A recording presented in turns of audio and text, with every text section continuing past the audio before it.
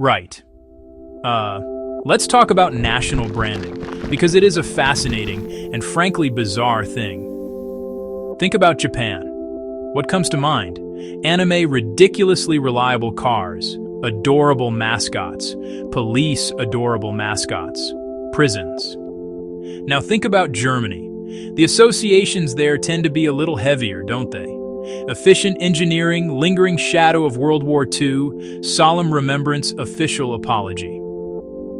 It's an incredible contrast. Two nations, both on the losing side of the same catastrophic war, emerged with public images so wildly different, you'd think they came from separate planets. This wasn't an accident. It was the result of deliberate choices and geopolitical pressures. Two very different strategies for dealing with a past drenched in violence and defeat. Let's start with Japan. When the war ended, the country was, to put it mildly, broken. Its cities were flattened. Its empire was gone. Its national myth of divine invincibility had been spectacularly debunked. The nation needed a new story. That new story was peace. That new story was technological prowess. That new story was cuteness. The shift began with a new constitution, Article 9. Japan was legally reborn as a pacifist state. This legal foundation changed its global image from aggressor to peaceful partner. But a constitution alone doesn't make a country lovable. That's where culture comes in. In the rubble, a new wave of creativity blossomed. Artists and storytellers began creating new worlds. Osamu Tezuka, the godfather of manga. Astro Boy, a robot child who fought for justice, not conquest. Manga pages and early TV sets filled with optimism, filled with technological wonder, filled with a sense of innocence. This explosion soon found a name, kawaii.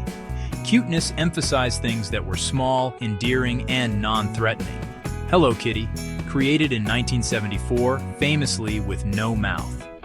This wasn't just for children. Kawaii permeated corporate branding, fashion, and public signage. A soft, gentle visual language opposite militaristic imagery. A way for Japan to present a disarmed, harmless face. Crucially, this culture was exportable. You cannot talk about Japan's post-war rebranding without talking about the United States. America's role was not just that of a conqueror, but of a manager, a benefactor, and a strategic partner. After the initial occupation, which focused on demilitarization and democratization, the geopolitical landscape shifted dramatically. The Cold War was heating up. Suddenly, the United States needed a strong, stable, and, most importantly, allied Japan in Asia to act as a bulwark against the spread of communism from China and the Soviet Union. This strategic necessity changed everything. The focus shifted from punishment to reconstruction. This meant the American priority was not to force Japan into a perpetual state of public penance in the same way it would be in Germany. War crimes trials were held in Tokyo. They were less comprehensive and arguably less culturally resonant than the Nuremberg trials.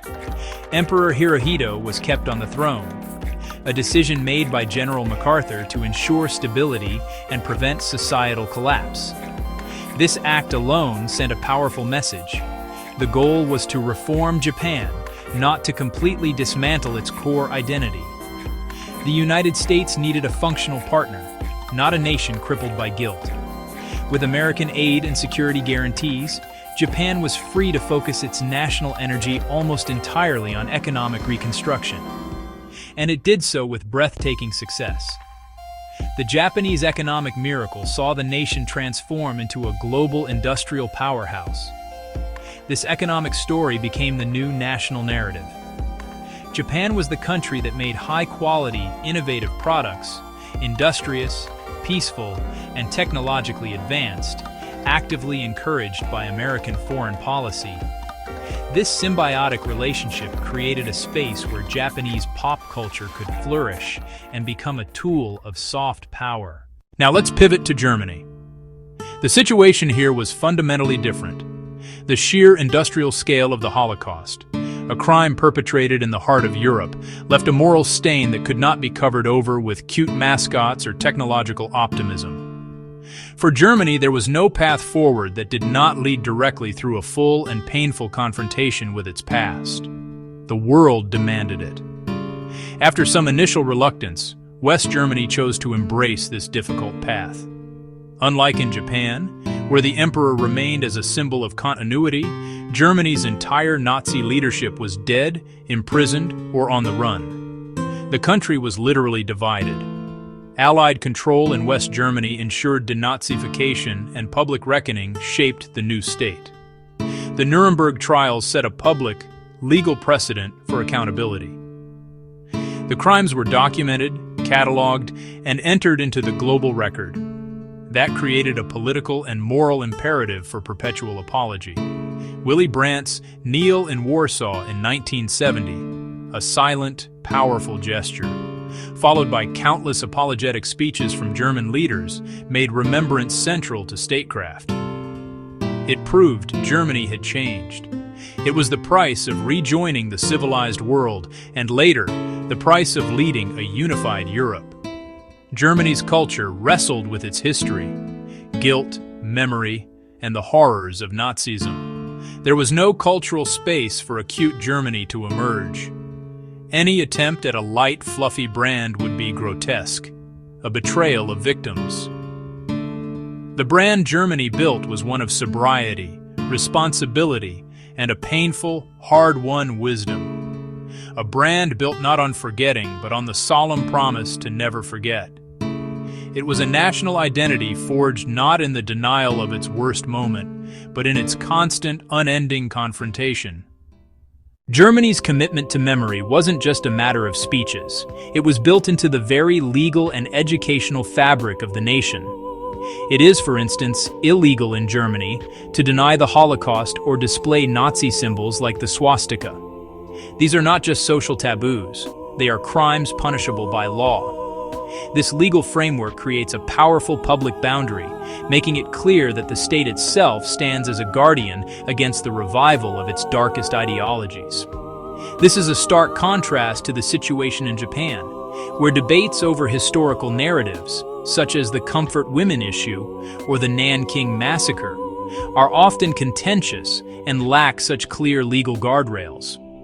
Education became the primary tool for inoculating future generations. The curriculum mandates extensive, unflinching study. Students often visit former concentration camps like Dachau, Buchenwald. These sites are preserved as memorials and museums to make the history visceral, tangible, unforgettable. You cannot walk far without encountering a Stolperstein. Tens of thousands across the country interrupt daily life with a jolt of history. Larger monuments embed memory into the nation's very center, a continuous public performance of atonement that keeps the past a living presence. We've touched on the Cold War. It is impossible to overstate its role shaping these two different paths. The standoff created priorities that often trumped WW's moral imperatives. For the United States, the world was a chessboard, Japan and Germany on different parts, facing different threats. In Asia, after China fell to communism, Washington needed a prosperous, culturally appealing Japan. Fast-track rehabilitation, highlight peace and economic potential, downplay inconvenient wartime history. Japan's cute culture became a geopolitical bonus. In Europe, the front line ran through Germany. Neighbors, especially France, demanded a thorough public repudiation. Germany's continuous atonement was the diplomatic key to rejoin and later help lead Europe. The shadow of the Cold War dictated the terms of their post-war identities. The reason we associate modern Japan with anime and Germany with apology, not an accident. Two profoundly different national projects, internal choices, cultural currents, and U.S. pressure during the Cold War.